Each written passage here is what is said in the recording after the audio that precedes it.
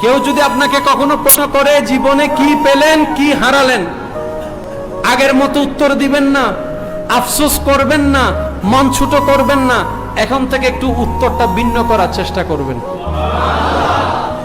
মুখের মধ্যে একটা মুস্কি হেসে উত্তরটা দিবেন, যা হারিয়েছি, যা পাইনি সেটা আমার ছিল না। যা হারিয়েছি, যা পাইনি সেটা আমার ছিল না, আর যা আমি পেয়েছি তার যোগ্যতা আমার মধ্যে নাই। আমার মওলা দয়া করে আমার মতো অযোগ্যকে দয়া করে দান করেছেন, যোগ্যতা আমার কাছে নেই। পাওয়া না পাওয়ার হিসাব আমার করার অধিকার নাই। আমি হচ্ছি বান্দা, উনি হচ্ছেন আমার স্রষ্টা। উনি আমাকে বানিয়েছেন, উনি আমাকে ভাঙ্গার অধিকার রাখে।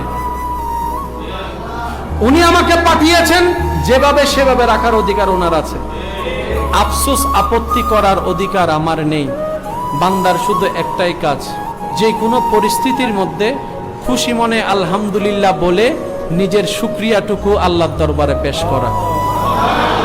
বিশ্বাস করুন, আপনি যে কোনো পরিস্থিতির মধ্যে শুধু একটা কাজ করার চেষ্টা করেন।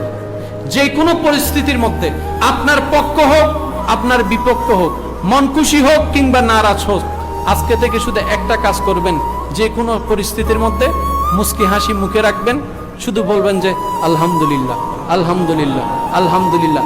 আপনি শুধু আলহামদুলিল্লাহ বলতে থাকার একটা অভ্যাস করে ফেলেন, আপনার মনটা এমনি শান্তিতে ভরপুর হয়ে যাবে।